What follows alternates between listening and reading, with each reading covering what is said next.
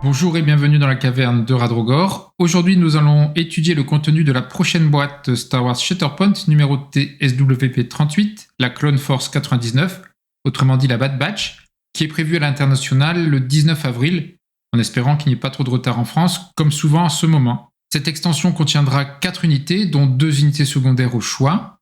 La principale, ce sera Hunter. Ensuite, en secondaire, on aura Waker et Omega sur un même socle de 50 mm, où on pourra choisir au choix une autre unité secondaire avec Crosshair.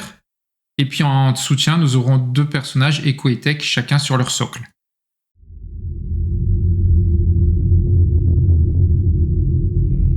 On commence par le sergent clone Hunter, l'unité principale de la boîte, qui apporte 8 points d'escouade et 3 points de force. Il est double R, la chute des Jedi et l'Empire. Il a 9 points de vigueur et 3 points de résistance, donc 27 points en tout, et 5 capacités.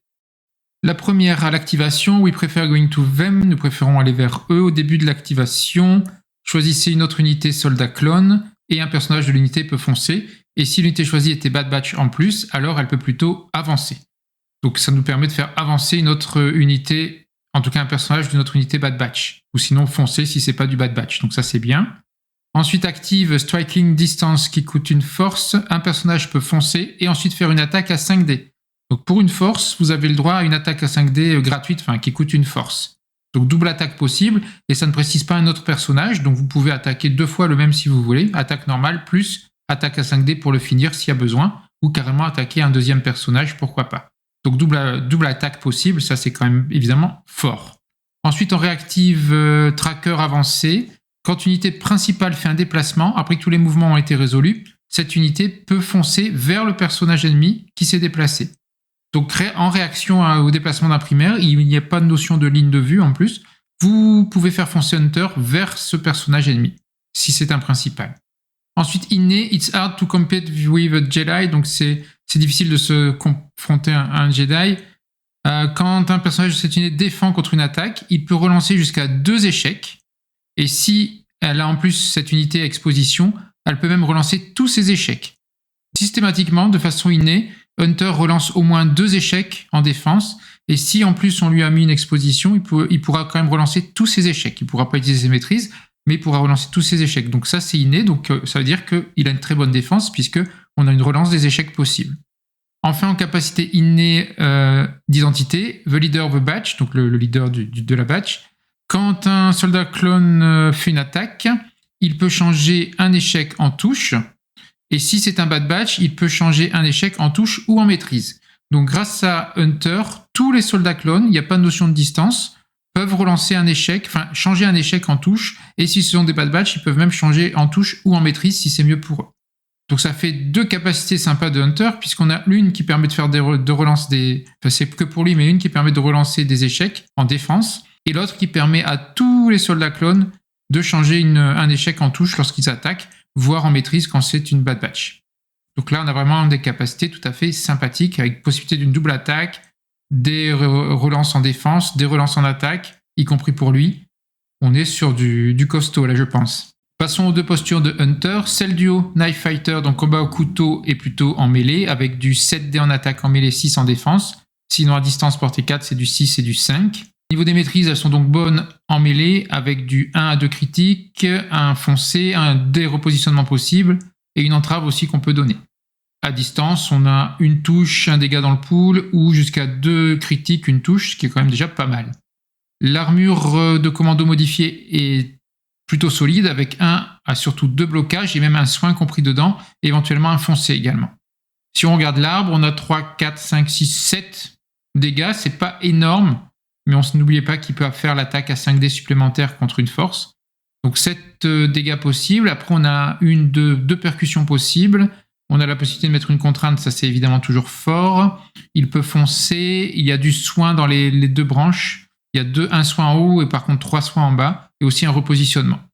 Donc du soin possible, tout en faisant une attaque avec possiblement 7 dégâts. Regardons la posture Huntsman, donc qui est plutôt celle-ci à distance, avec 7 dés d'attaque à distance et 6 en défense. Donc à distance, on a des maîtrises un petit peu meilleures évidemment, donc avec 1 à 2 critiques, avec 1 dégât dans le pool systématiquement, un foncé et un repositionnement également, ce qui peut aider notamment pour l'attaque à 5D derrière si on veut la faire. En termes de dégâts, 2, 3, 4, 5, 6, 7, 8 maximum.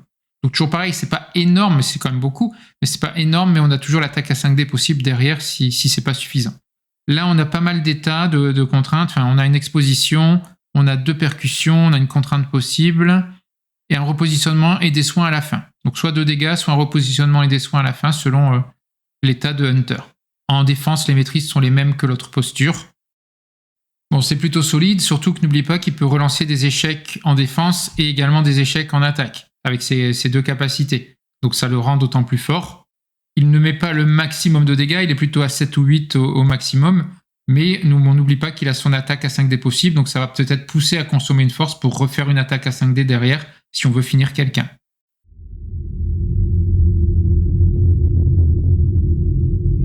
Je passe à l'unité secondaire Waker et Omega qui sont sur un seul socle de 50 mm.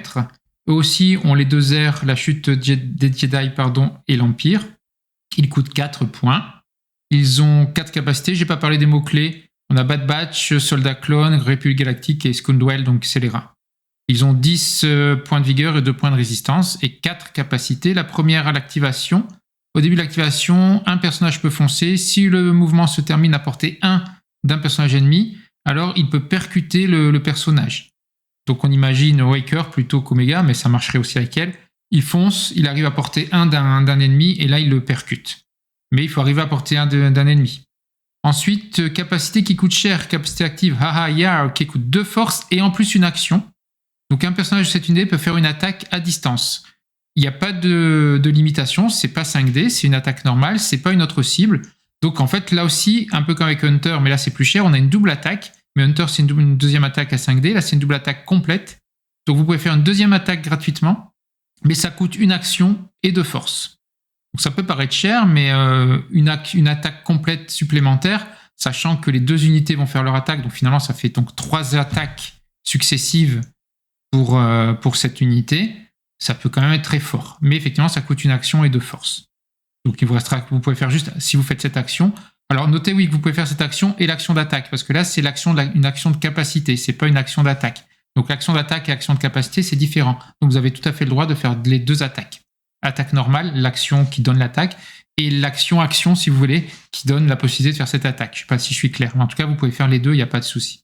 Ensuite, capacité active à Wasn't Sneaking qui coûte une force. Choisissez un objectif actif à portée 3 que vous ne contrôlez pas et un ennemi qui conteste cet objectif. Lancez 5 dés d'attaque. L'unité ennemie choisie va prendre des dégâts pour chaque touche ou chaque critique du lancer de 5 dés. Et en plus, si l'unité en question ennemie a été blessée à cause de ces dégâts, vous récupérez un jeton momentum supplémentaire. Ouais, c'est intéressant. Donc à portée 3, vous contrôlez pas un objectif, il y a un ennemi près d'un objectif qui conteste. Vous lancez 5 dés, ça vous a coûté une force, vous lancez 5 dés, ça lui donne des dégâts. C'est toujours mieux, c'est toujours bien de donner des dégâts. Et puis si en plus vous réussissez à le blesser, mais c'est-à-dire qu'il faut qu'il soit déjà pas mal atteint, peut-être par une attaque juste avant, et bien vous gagnez un momentum supplémentaire. Limite, il vaut mieux faire l'attaque normale, ensuite cette capacité pour essayer de le blesser, parce que comme ça vous gagnez quand même un momentum en plus, plutôt que faire d'abord la deuxième attaque possible. Mais si ça marche pas, vous pouvez ensuite faire la deuxième attaque, mais bon là ça vous aura coûté en tout 3 forces, ça commence à faire cher. Mais pourquoi pas. Et enfin, capacité innée, Muscle of a Batch, tant que l'unité Waker et Omega n'est pas blessée. Tous les Bad Batch à portée 3 ont Steadfast, donc protection, inébranlable, et protection c'est juste après. Tous les soldats clones à portée 3 et les scélérats ont protection.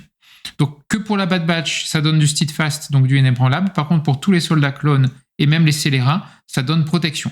Protection, c'est très fort évidemment, puisque c'est un dégât en moins dans le pool à chaque fois. Par contre, c'est que à portée 3, donc il faut rester à portée 3 de Waker Omega. Passons aux postures de cette unité Waker et Omega, puisque c'est une unité secondaire qui a une double posture, comme c'est déjà arrivé. Donc celle du haut, c'est plutôt celle d'Omega. On a 1, 3, 4, 5, 6 dégâts possibles. On peut commencer directement par une exposition, ça c'est intéressant si on pense faire une deuxième attaque dessus derrière sur l'unité ennemie, ou un désarmement. Il y a une percussion possible, une contrainte, une entrave, il y a du soin au milieu si nécessaire, et un repositionnement à la fin. On peut repositionner complètement l'unité, enfin du moins le personnage à la fin. En termes de dés, on est à distance portée 5 à 6 dés et défense à 5, et en mêlée pareil 6 et 5, Remarquez que l'autre posture, c'est la même chose. Donc là, en termes de dés, les deux postures se valent. Au niveau des maîtrises, alors avec Oméga, enfin, en tout cas avec cette posture, on a en défense un blocage et un critique qui devient simple ou un critique qui est annulé et un foncé. Ça, c'est pas mal. En mêlée, on a un critique, une touche ou un critique, une touche, un dégât dans le pool. Et à distance, on a au minimum une touche dans un dégât dans le pool jusqu'à 2 possibles. Et sinon, une simple touche à 2-3 et un critique à 4 et plus. La posture du bas représente plutôt Waker avec beaucoup de foncé et de percussion. Vous voyez, vous avez en haut foncé, percussion, foncé, percussion. Donc il avance et il percute. Ça permet vraiment de rentrer dans le tas et d'essayer de, par exemple, prendre un objectif. On commence également au début par une entrave. Et puis sinon 2, 3, 4, 5, 3, jusqu'à 6 dégâts également. On trouve également une contrainte au milieu de l'arbre. Au niveau des dés, on a vu, c'est la même chose. En défense, en maîtrise, c'est moins bon. On a simplement du soin, ce qui est déjà pas mal, mais c'est trop tard si on est blessé. Donc on a un soin ou un blocage, un soin. Donc c'est peut-être moins bon que l'autre posture. En mêlée, on a exactement les mêmes maîtrises que l'autre posture. Et à distance, là, on n'a pas de dégâts dans le pool. Par contre, on a un peu plus de résultats de réussite avec 2 touches ou un critique 2 touches ou 2 critiques 1 touche. Donc à voir si vous préférez mettre du dégât automatique, enfin en tout cas dans le pool, ou plus de réussite au dé.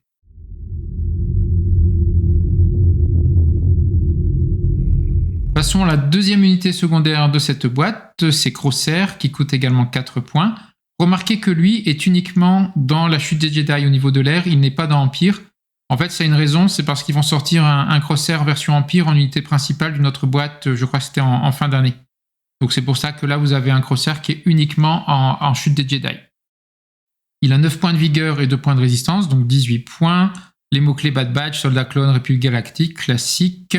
Il a 4 capacités.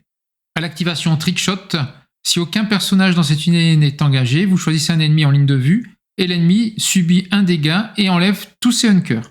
Donc direct à l'activation, si vous avez une ligne de vue sur un ennemi, sachant qu'il n'y a pas de distance au niveau des lignes de vue, eh bien l'ennemi en question se prend directement un dégât et en plus enlève tous ses hunkers. C'est sympa. Ensuite, active Fin the Shot, donc qui coûte une force. Chaque personnage peut grimper. Si le personnage grimpe, il peut immédiatement faire une concentration. Ça, c'est le truc super pratique pour les snipers, puisqu'on va voir que c'est un sniper. Enfin, vous le savez sans doute. Vous dépensez une force pour le faire grimper, et derrière, il peut faire une action de concentration, ce qui va l'aider pour son tireur d'élite, évidemment. Donc attention, grimper, ça ne marche pas si on est engagé. Donc vous ne pouvez pas faire ça si vous êtes engagé, donc il vaut mieux pas l'engager, sinon vous n'aurez pas la possibilité de faire ça. De toute façon, un sniper a peu d'intérêt d'être engagé. Et contrairement aux gardes du corps de Padmé et de Sabé, notez qu'il n'est pas précisé que vous devez finir à une altitude différente. Donc vous pouvez faire l'action grimper, le mouvement grimper, c'est pas une action, mais vous pouvez finalement, le mouvement grimper peut finir à n'importe quelle hauteur. Donc vous pouvez faire comme un saut et vous retrouver à la même hauteur, vous aurez quand même la concentration. C'est pas pareil que les gardes du corps royal de Sabé et de Padmé. Donc c'est mieux. Ensuite, une capacité réactive, Relax, I'll handle this, donc calme, je vais m'en occuper.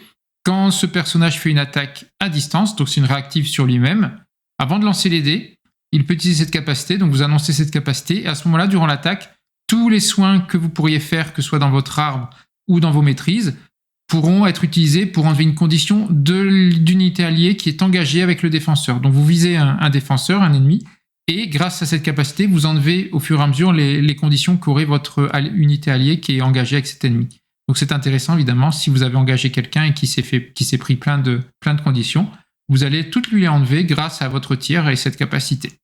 On est vraiment sur du sniper qui soutient une unité qui s'est avancée au combat.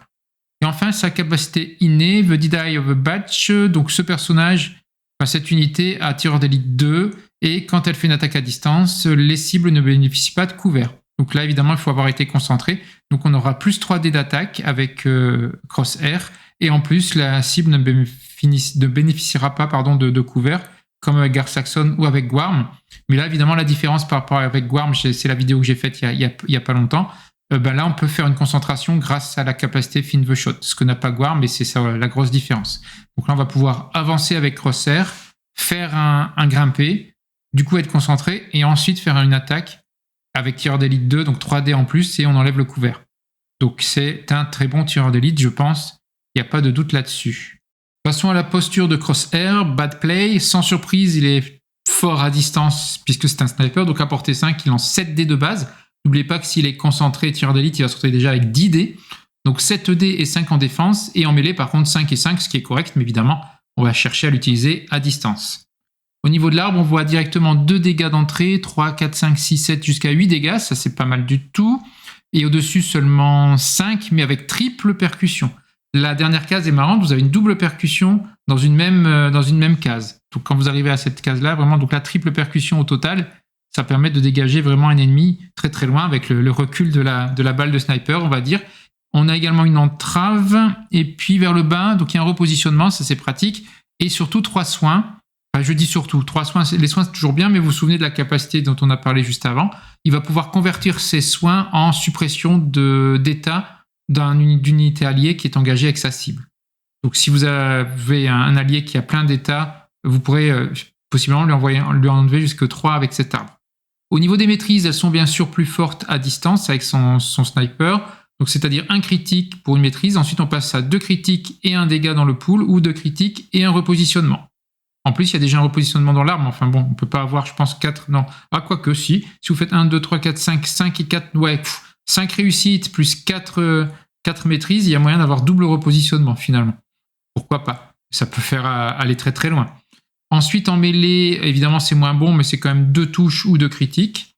Et en défense, l'armure de commando modifiée est toujours très bonne, avec 1 à 2 blocages, un critique ennemi qui passe en simple, et éventuellement un soin à partir de 4 maîtrises. Et ben écoutez, c'est un arme tout à fait sympa, je pense que ça va en faire un très bon sniper. Il n'y a pas de... Ouais, ça me paraît tout à fait indiqué de l'utiliser en snipe. Mieux que Guarm, évidemment. Sans doute mieux aussi qu'Horacing, parce qu'on n'a pas encore vu beaucoup de monde réussir à faire quelque chose de bien avec Horacing, malheureusement. Et en plus, elle vaut 5 points, elle coûte 5 points. Crosshair en coûte 4. Par contre, il est limité ici à la chute des Jedi au niveau de l'air.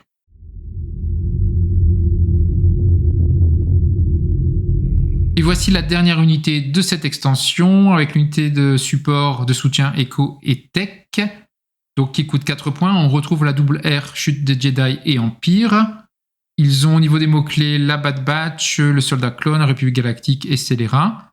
Ils ont seulement 7 points de vigueur et 2 de résistance, donc ça fait 14. Cette unité a 4 capacités. La première capacité active, Fight Smarter, Not Harder, donc qui coûte une force, combattre plus intelligemment en gros. Choisissez un objectif à portée 3 donc de cette unité qui est contrôlé par le joueur en face et vous devez supprimer un de vos hunkers et si vous supprimez un hunker, à ce moment-là, vous enlevez le contrôle d'objectif. Donc en gros, quand vous arrivez à portée 3 d'un objectif, vous pouvez enlever le contrôle de cet objectif au joueur opposé à condition de vous supprimer un hunker. Donc si vous n'avez pas de hunker, vous pouvez éventuellement dépenser d'abord une force avec la capacité suivante, Keep a Low Profile, qui permet de booster et de gagner un hunker. Un peu comme les clones, c'est le même style, boost et hunker. Donc éventuellement vous consommez une force, vous faites boost hunker, vous reconsommez une force, vous enlevez ce hunker, mais si vous êtes à portée 3 d'un objectif contrôlé par votre adversaire, vous lui enlevez le contrôle. Pourquoi pas? S'il n'a pas d'unité dans le coin, il ne le reprendra pas, donc avec une force, vous lui enlevez un point d'objectif pour la suite. S'il a une unité dans le coin, une unité dans le coin, il le reprendra facilement. À voir. Je pense que c'est, comme dirait encore Caspatou, assez situationnel. À voir à quel moment ça peut être utile. Les histoires d'enlever des jetons de contrôle objectif, comme un peu avec le Grand Inquisiteur, ça ne marche pas souvent. Mais parfois, ça peut peut-être sauver, je ne sais pas, à voir en partie. Ensuite, Forward Planning. Quand une unité principale à portée 4 ou une secondaire à portée 4 démarre son activation, cette unité peut utiliser cette capacité et l'unité en question va pouvoir enlever une condition. Donc, en réaction à l'activation d'un primaire ou d'un secondaire à portée 4, ce primaire ou ce secondaire vont pouvoir s'enlever une condition directement. Ça, c'est toujours pratique. Ça peut aider un primaire qui aurait eu un désarmement ou une entrave ou une contrainte. Et enfin, Brains of Batch, donc les cerveaux de la batch. Tant que cette unité a au moins un hunker, les personnages de cette unité ajoutent un dé à leur attaque et à leur défense, à leur jet d'attaque et leur défense. Donc, quand vous avez un hunker avec eux, ils ont toujours un dé d'attaque en plus et un dé de défense en plus. D'où l'intérêt de garder le hunker, donc de ne pas forcément le consommer avec la première capacité de contrôle d'objectif. À voir. Donc avec eux, je pense qu'il y a tout intérêt à toujours faire le foncer hunker ou faire l'action prendre un hunker. pour bénéficier de ces dés d'attaque, enfin ce dé d'attaque en plus et ce dé de défense en plus. Si jamais vous avez Obi-Wan dans l'autre escouade, en plus ils vont garder leur hunker, même en engagement. Donc vous aurez a priori, vous auront donc même en engagement, ils auraient 2 dés de défense en plus. Puisque Obi-Wan permet de garder le hunker à l'engagement, eux auront donc leur hunker, donc cette capacité se fonctionnera, ils auront un dé de défense en plus celui du hunker grâce à Obi-Wan. Donc a priori, même en engagement, avec Obi-Wan, en tout cas, ils auront 2 dés de défense en plus. Ça, c'est pas mal. Ça fait un bon petit combo à faire avec Obi-Wan. Voici leur posture, avec à portée 4 à distance, une attaque à 6 dés et une défense à 5, et en mêlée, une attaque également à 6, par contre, une défense à 4. Donc ils défendent mieux à distance, l'attaque par contre est la même. Au niveau des maîtrises en défense, un seul blocage, ça c'est pas terrible, ou 2 blocages, un soin, ça c'est mieux. En mêlée, c'est du dégât, un dégât dans le pool automatique, plus une touche ou un critique. Côté distance, c'est un critique systématiquement, ou un critique plus une touche, ou critique une touche, plus un dégât automatique dans le pool. Donc a priori, là, c'est meilleur à distance. Au niveau de l'arbre, ça commence directement par une contrainte, ça c'est pas mal. Ensuite, sur le haut, on a 2 percussions, une entrave. Sur le bas, on a plutôt du soin et un repositionnement. Et dans tous les cas, on a seulement 4 dégâts en tout. Mais sachant que bien sûr, ils attaquent à 2. Donc 4 dégâts, en tout cas, c'est pas énorme. Mais à la fin, aussi une capacité active gratuite. Donc qui ne coûte pas une force. Donc c'est-à-dire soit la capacité de contrôle d'objectif, soit celle qui permet de faire un boost et de prendre un hunker.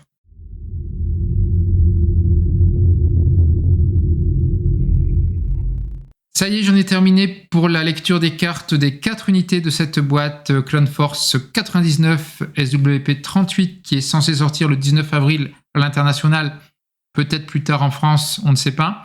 Donc avec Hunter, avec Waker et Omega, avec Crosshair et Echo et Tech. Alors clairement, j'ai pas vu de choses mauvaises, au contraire. J'ai vu quand même beaucoup de belles choses, des capacités innées de Hunter énormes, un très bon tireur d'élite avec Crosshair. Et puis après, les soutiens, évidemment, c'est un peu moins fort, mais ils ont des capacités sympas. Et puis Waker Omega avec le côté Waker qui fonce dans le tas, qui percute, ou Omega un petit peu plus réfléchi, Omega un peu plus réfléchi. Ça donne une boîte vraiment sympa, avec 4 unités qui ont l'air de valoir vraiment le coup. Surtout, j'ai envie de dire là tout de suite, Hunter et Crosshair, mais je pense que les autres sont intéressantes aussi. Surtout avec le mot-clé Bad Batch qui permet d'avoir les capacités de Hunter dont on a parlé tout à l'heure. Ça fait une escouade tout à fait puissante à mon avis. Donc j'ai hâte qu'elle sorte. Celle-là me semble un must-have par rapport à d'autres dont j'ai pu parler précédemment. Là, on a une très très bonne extension. Alors, volontairement, ils ont mis Crosshair uniquement en chute des Jedi. Vous ne l'aurez pas pour une escouade Empire. Mais comme je le disais tout à l'heure, il sortira en personnage principal d'une boîte pour lui à la fin de l'année. Donc vous aurez une version Empire principale et là vous avez une version secondaire que chute des Jedi. Voilà, donc je suis impatient d'avoir cette boîte. Alors elle sort officiellement le 19 avril, manque de bol, on fait notre tournoi le 20 avril, donc même si elle sort à la bonne date, à moins qu'elle soit en magasin pile le 19, ce sera compliqué de l'avoir pour le 20. Bon, c'est pas grave, mais j'avoue que ça pourrait faire une très très belle escouade dans sa team. Donc n'oubliez pas bien sûr de vous abonner à la chaîne, de commenter, de liker. Rejoignez-nous sur le Discord national francophone de Shatterpoint. Je vous remets le lien ici ou dans la description. Et puis à très bientôt pour d'autres vidéos dans la caverne de Radrogor. Merci à vous.